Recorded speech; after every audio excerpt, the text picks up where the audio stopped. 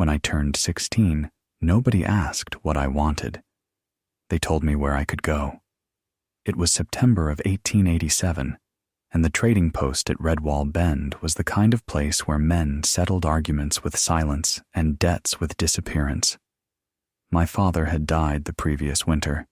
Fever took him in 11 days, and whatever goodwill his name once carried evaporated faster than creek water on hot sandstone. I had been sleeping in a lean-to behind the dry goods store, sweeping floors and hauling grain sacks for meals. The owner, a man named Hargrove, had made it clear I was temporary. "Boy eats more than he earns," he told the others, loud enough that I could hear through the plank wall. They laughed. Men always laugh louder when they know the subject is listening. One evening, a trader named Lund leaned back in his chair and said, with a grin I could hear in his voice, "There's an old split in the canyon wall, maybe 4 miles south. Your father used to store tools there. Before. Falling rock was so common that even the mule trains avoided the narrows after rain. Whole sections of cliff gave up without warning, leaving fans of rubble that blocked the riverbed for weeks until the next surge cleared them. But I had nowhere else. So the next morning, before the sun cleared the eastern rim, I rolled my blanket around a canteen, a hand axe, a coil of rope, and my father's folding knife, and I walked south along the dry riverbed. The canyon swallowed me in stages. First, the walls rose to 20 feet, pale yellow limestone streaked with iron, then 40, then so high that the sky became a bright ribbon stitched between dark rims. The air changed, cooler, stiller, carrying the mineral smell of old water and damp stone. My boots crunched on gravel and hardened silt.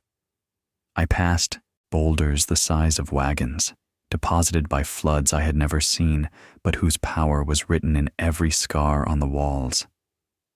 After 2 hours, I found it. A crack, not a cave, nothing so generous. Just a narrow fracture in the canyon wall, barely wide enough to turn my shoulders through. From the outside, it looked like a wound the mountain had tried to close and failed. I squeezed in sideways, scraping my pack against the stone. Inside, the fracture opened into a tall vertical chamber, roughly 8 feet wide and perhaps 30 feet high, shaped like a chimney. Light filtered down from a thin slit far above, a bright slash that moved across the back wall as the sun shifted. The ground was layered with old silt, dried and cracked into plates like broken pottery. Along the lower walls, dark stains marked past floodlines, the highest about 4 feet off the floor. Most people would have walked away. But I stood still and looked. I looked the way my father had taught me, which was slowly and without deciding anything too soon. He had been a stonemason before he came west, and he used to say that rock tells you what it wants to do if you give it time. "Don't argue with geology," he told me once. "You'll lose." So I looked. The back wall wasn't the same loose shale that crumbled along the canyon rim. It was dense, dark granite, hard and clean, veined with quartz. The kind of stone that doesn't move unless the whole mountain moves with it. The floor tilted slightly toward the entrance, and running along the base of the east wall was a natural channel, carved over centuries by water draining from the chamber after floods. Halfway up the wall, maybe 9 feet from the floor, a ledge jutted out, roughly 5 feet deep and 7 feet long. It was dry. No floodstains touched it. I stood there for a long time, looking up at that ledge. It wasn't safe. Nothing in the canyon was safe. But it was precise. The chamber had its own logic. Water came, in, rose, and drained. The granite held. The ledge sat above the reach of every flood that had ever passed through. The slit above provided ventilation without exposure. The narrow entrance limited the volume of water that could force its way inside. I didn't see a death trap. I saw a system. So I climbed. The first week was measurement. I used my father's knife to scratch marks into the granite at 1-foot intervals from the floor to the ledge. I measured the drainage channel, 14 inches wide, 6 inches deep, running 11 feet from the back wall to the entrance. I noted where silt had accumulated and where it hadn't. I poured my canteen water onto the floor and watched it flow, tracing the path with a charcoal stick on the stone. The channel was partially blocked. Years of wind-blown sand and dried mud had filled the lower third. I spent 2 full days on my hands and knees, scraping it clear with the hand axe and a flat stone, restoring the slope that would carry water out. Then I turned to the ledge. Getting up required footholds. The granite was hard but not smooth. It had natural fissures and rough patches where I could set my boots. I used the hand axe to deepen 3 of these into reliable steps. Each one tested 100 times before I trusted it with my weight.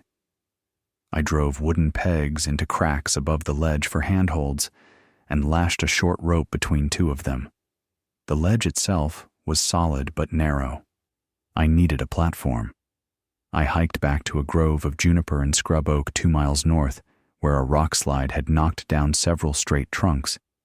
I selected 4, each about 8 feet long and thick as my forearm, and dragged them back one at a time.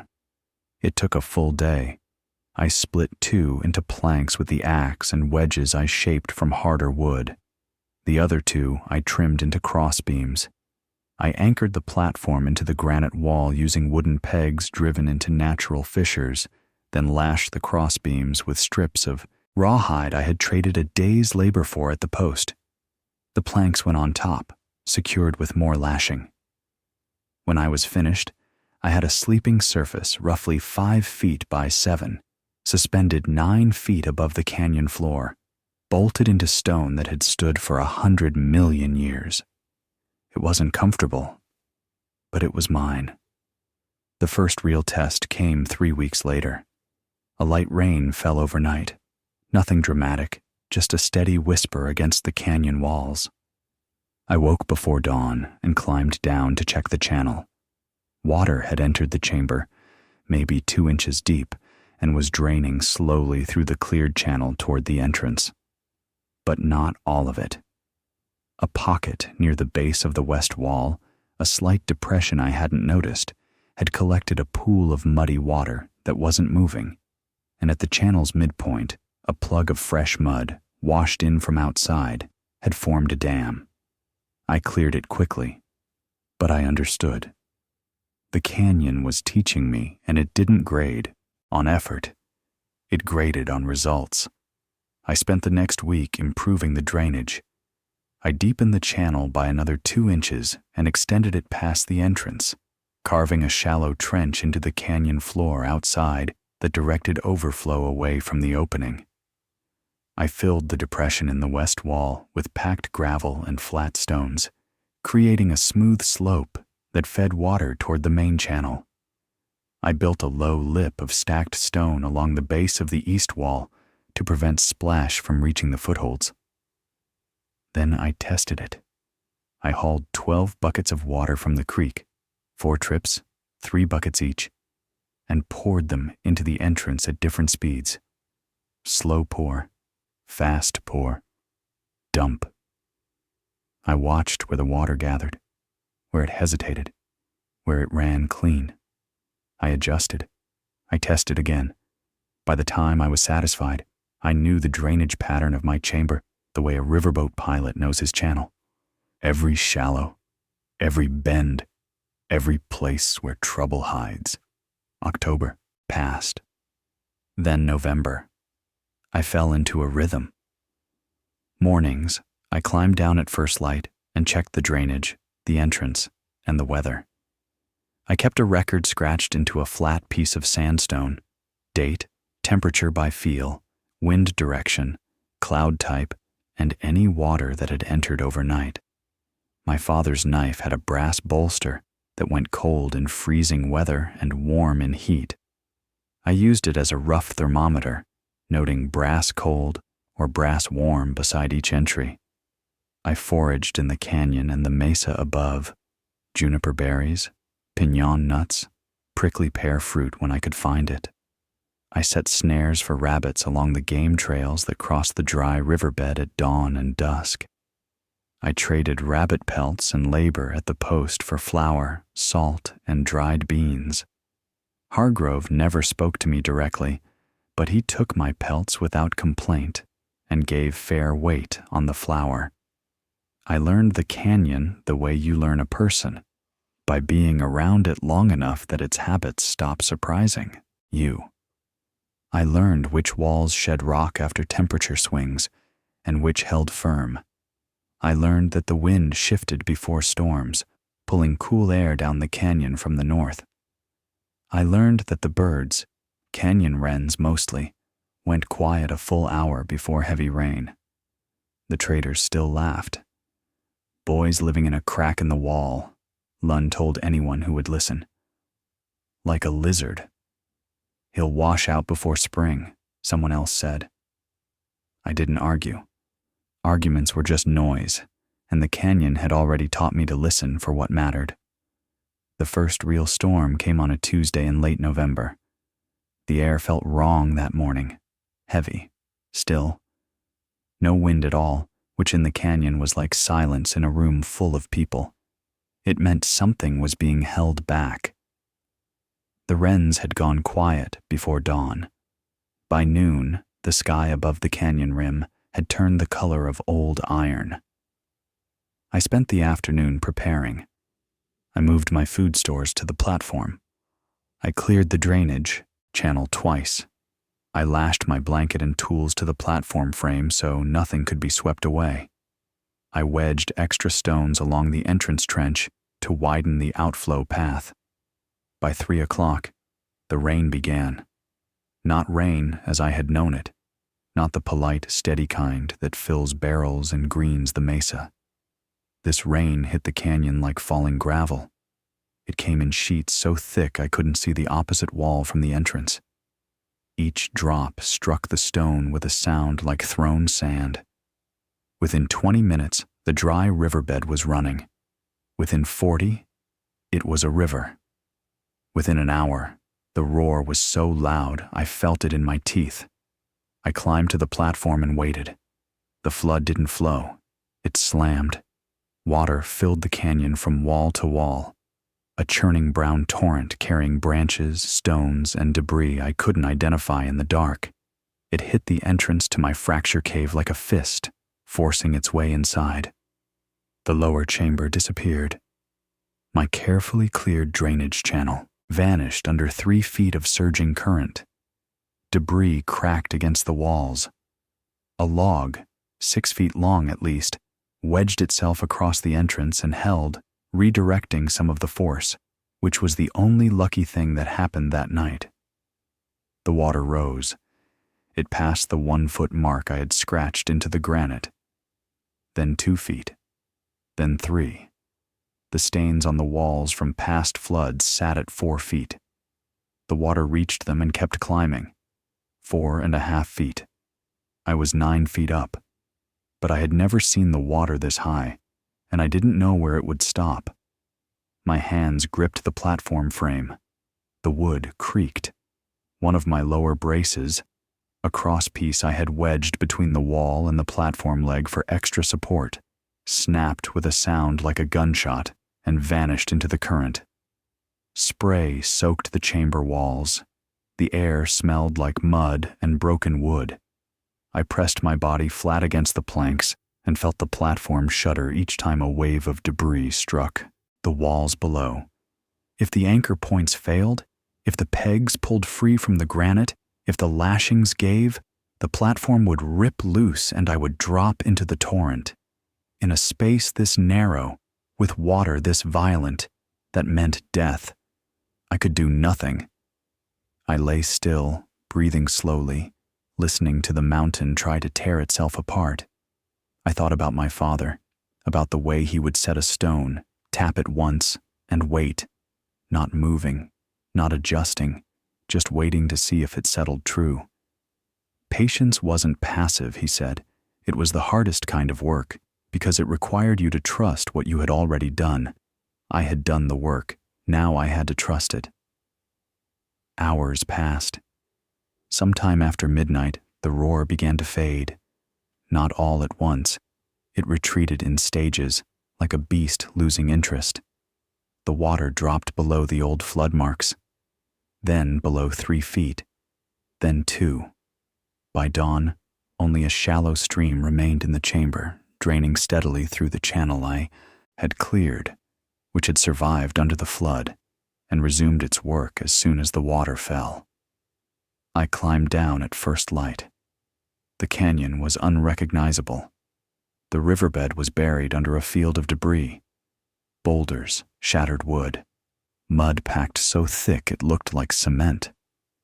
2 surface shelters downstream, brush and canvas lean-tos built by prospectors, were gone. Not damaged. Gone. Torn away so completely that I couldn't even find where they had stood. My chamber was different, too.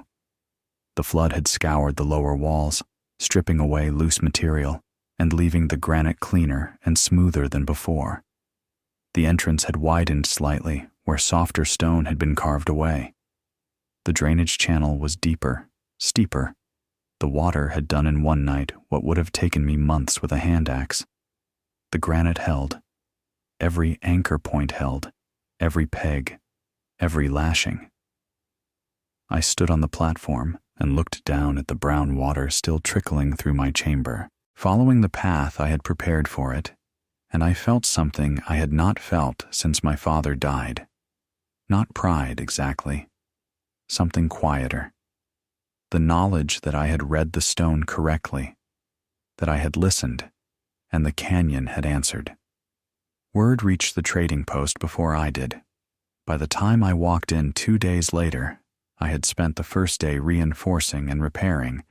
The story of the flood had already spread. 2 men had lost everything downstream. A mule had drowned in the Narrows. A section of the canyon wall had collapsed, blocking the main trail for a 1/4 mile. "And the boy?" someone asked Lund. Lund didn't answer right away. I heard this from a woman who sold corn flour at the post, a Navajo woman named Ruth, who had never laughed at me and sometimes left extra piñon nuts in my flour sack without comment. "The boy's still there," Lund said finally. No joke this time. That winter, I improved everything. I built a second platform, lower, wider, for storage.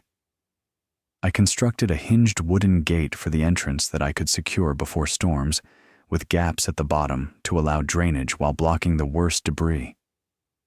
I carved a proper staircase into the granite wall, 7 steps, each one deep enough for a sure foothold even in the dark.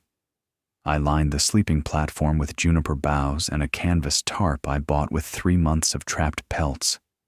I kept my records, every storm, every water level, every crack I found in the walls, every shift in the drainage pattern. I drew a map of the chamber on a piece of hide, marking measurements, flood lines, and structural features. It was rough, but it was accurate. In February, a man I didn't know appeared at the entrance to my fracture. He was older, perhaps 50, with a weathered face and the careful hands of someone who worked with instruments. His name was Aldrich, and he was a surveyor for the territorial government, mapping routes through the canyon country for a proposed road. He had heard about the boy who survived the November flood. I showed him the chamber, the drainage system, the anchored platforms, the scratched records on sandstone. He stood on the lower platform for a long time, looking at the flood marks, the granite walls, the ventilation slit above. "You understood the hydrology," he said quietly. I didn't know the word. He explained it. the study of how water moves through landscapes. I told him I had just watched where the water went and tried not to be in its way. He smiled at that. Not the way the traders smiled, not down at me. He smiled the way my father used to when I said something he thought was worth remembering. That's exactly what hydrology is, he said. He offered me work, paid work, $2 a day, which was more than I had ever earned. He needed someone who knew the canyon, who could read rock and water and weather, to help his team map the drainage patterns and identify stable routes. I would carry equipment, take measurements, and mark flood risk zones on his charts. I said yes before he finished asking. The surveying work lasted through spring and into summer. I learned to use a transit level, a chain measure, and a barometric altimeter. I learned the names for things I had already understood: watershed, gradient, alluvial fan, scour line. Aldrich never talked down to me. He corrected my measurements when they were wrong and nodded when they were right. And over time, the corrections became rarer. The work changed the way I saw the canyon. Before, I had read the stone the way an animal reads it, instinctively, looking for shelter and danger. Now, I began to see systems, the way a watershed gathered rain from 100 square miles of mesa and funneled it into a channel barely 30 feet wide.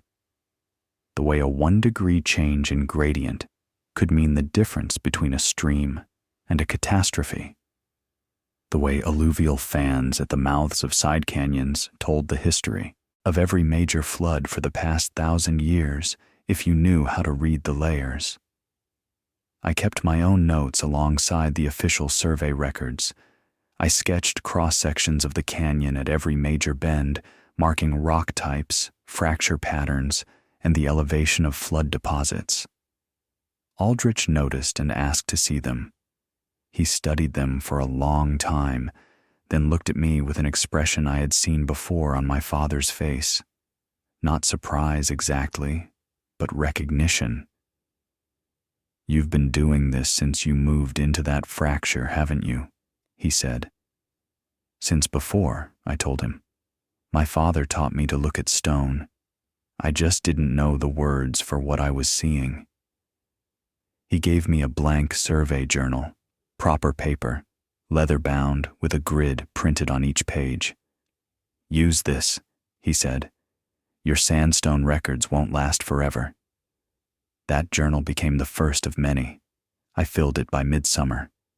By June, I was running survey lines on my own. The other men on the crew, grown men, most of them, were uncertain about me at first. A 16-year-old boy reading elevations and marking maps.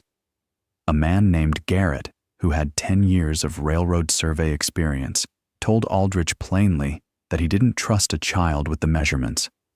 Aldrich told him to watch me work for a week and then decide. After 3 days, Garrett stopped complaining. After 5, he asked me to show him how I identified stable rock faces for anchor points. He had been relying on surface appearance. Smooth walls looked strong to him. I showed him how to tap the stone and listen. Dense granite rang clean. Loose shale gave a dull, hollow sound. Sandstone with hidden fractures cracked differently than solid sandstone. My father had taught me this when I was 8 years old, sitting in his workshop, tapping stones with a small hammer while he worked. "Who taught you that?" Garrett asked. "A stonemason," I said. He nodded slowly. "Makes sense. You listen to rock like it's talking to you." When we hit a stretch of narrows that no one else wanted to enter, a slot canyon barely 6 feet wide, with flood marks 15 feet up the walls and a reputation for sudden surge, I went in alone. I measured the flood marks, sketched the drainage pattern, noted the rock composition at each level, and came back 3 hours later with notes that Aldrich called as clean as any I've taken myself. After that, nobody questioned me again. That summer, a girl appeared at the trading post. Her name was Alara, and she had come west with a missionary family who had abandoned their station after a dispute with the local ranchers. She was 15, thin, quiet, and she watched everything with the same careful attention I recognized in myself. She had been left at the post to earn her keep. Same arrangement I had once endured, same silence from the men who benefited. She found my fracture cave on her own. I came back from a survey run one evening to find her sitting on a flat rock near the entrance, sketching the canyon wall in a small notebook. "I heard about the boy in the crack," she said. "That's what they call me?" "Among other things." She showed me her sketches. They were precise, not artistic, but accurate. She had drawn the stratification of the canyon wall, the different rock layers, the way the fracture cut across them at an angle. "You see the layers," I said. "Of course, don't you?" Over the following weeks, she began helping me with the records. Her handwriting was better than mine, and she had a gift for organization that I lacked. She transferred my scratched sandstone notes into a proper journal she had brought from the mission.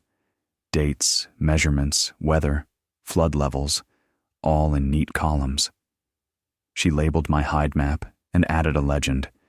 She also told me, plainly and without drama, that my gate design was flawed. The gaps at the bottom were too uniform. In a major flood, debris would plug them simultaneously, and the gate would become a dam. I started to explain my reasoning, but she held up her hand. "I can see what you intended. I'm telling you what will happen." She was right. I rebuilt the gate with staggered openings at different heights, so that if the lower gaps clogged, the upper ones still passed water. I also added a hinged panel near the top that would swing inward under extreme pressure, creating an emergency overflow rather than allowing the whole structure to fail. She watched me work, and when I finished, she said, "Better." That was the highest compliment she ever gave, and it was enough. We tested the new gate during an August storm that sent a 4-foot surge through the canyon. The lower gaps clogged exactly as she had predicted. The upper openings handled the overflow. The emergency panel never needed to open, but knowing it was there changed the way I thought about design. Redundancy wasn't waste. It was respect for the things you couldn't predict. Alara understood that, instinctively. She understood many things instinctively, and the ones she didn't understand, she studied until she did. She borrowed Aldrich's copy of a geology primer and read it cover to cover in a week, then asked questions that made the surveyor pause and think. She wasn't trying to impress anyone. She was trying to understand the world she had been placed in, the same way I was. One measurement at a time. By the time I turned 18, things had changed. Aldrich's survey was complete. The territorial road would bypass the worst of the narrows, following a route that used 3 of the drainage corridors I had mapped. My name appeared in his report. Not prominently, but it was there. Assisted by E. Calloway, local guide, whose knowledge of canyon hydrology proved invaluable. The trading post had grown. New families arrived. A blacksmith set up a forge. Someone started a small school in a converted storage building. And the fracture cave, my fracture cave, had become something of a landmark. Travelers asked to see it. Aldrich brought a visiting geologist from the university in Santa Fe, who spent 3 hours examining the granite walls and the drainage system, and declared it a natural demonstration of fluvial engineering improved by an intuitive hand. Lund never apologized. Men like Lund don't. But he stopped making jokes about the boy in the crack. Once, when a new arrival asked him about the canyon shelters, he pointed south and said simply, "Talk to Calloway. He knows the stone." That was enough too. Alara and I married in 1893, when I was 22 and she was 20. We built a proper house on the mesa above the canyon, stone and timber, with a root cellar and a rain cistern. But I kept the fracture cave maintained. It became a waypoint, a storm shelter for anyone caught in the canyon during flash floods. I stocked it with rope, a lantern, dried food, and a set of instructions scratched into a wooden board mounted on the wall. Climb to the upper platform. Do not attempt to cross the riverbed. Water will drain. Wait. Over the years, that board saved at least 4 lives that I know of, and probably more that I don't. I continued surveying, eventually for the railroad, then for the Bureau of Reclamation, when the government began studying dam sites in the canyon country. Alara kept records for all of it. Her journals filled a shelf, then a cabinet. Our children grew up reading them the way other children read storybooks. Tales of water levels and rock formations and a boy who lived in a crack in the wall. We had 3. Thomas, the eldest, became an engineer. He helped design flood control channels in the growing towns downstream, and he always said his father had taught him the first principle of water management. Don't fight the current. Give it somewhere to go. Mary became a teacher. She used my sandstone records and Alara's journals in her classroom, teaching children to observe before they concluded, to measure before they built. James, the youngest, became a geologist. He studied the very granite that had held my platform through the flood of 1887 and published a paper on the structural properties of canyon wall fractures. He dedicated it to me and to my father, who taught a boy to read stone. I am writing this in the autumn of 1941. I am 70 years old. The fracture cave is still there. The granite hasn't moved. The drainage channel I cleared at 16, deepened by 50 years of floods, still carries water to the canyon floor. The platforms rotted long ago, but the footholds I carved into the wall remain, and someone, I don't know who, replaced the wooden board with a metal sign bearing the same instructions. Alara passed in the spring. She went the way she lived, without unnecessary noise, with her journals stacked neatly on the bedside table and a pencil still tucked behind her ear. I walk to the canyon when my knees allow. I stand at the entrance to the fracture and listen to the stone breathe, that faint, cool exhalation that comes from the chimney slit above, carrying the smell of granite and old water. They said it would collapse. They said only a fool would live in a fracture in the canyon wall. But the crack they mocked turned out to be the strongest part of the mountain. It had survived because it was honest. A clean break in the stone, with nothing hidden and nothing pretending to be what it wasn't. The shale crumbled, the loose walls fell, the granite held. I think about that sometimes. How the things that look broken are often the things that last. How the places nobody wants are sometimes the places that save you. How a boy with nothing but a hand axe and a father's advice can read the stone, trust the structure, and build something that outlives him. My father told me once, long before the canyon, long before any of this, don't argue with geology, you'll lose. He was right, but he left out the other half. If you listen to the rock, if you watch where the water goes and build where it doesn't, the geology won't argue with you either. It will hold you up. And that, I think, is the only lesson worth passing down.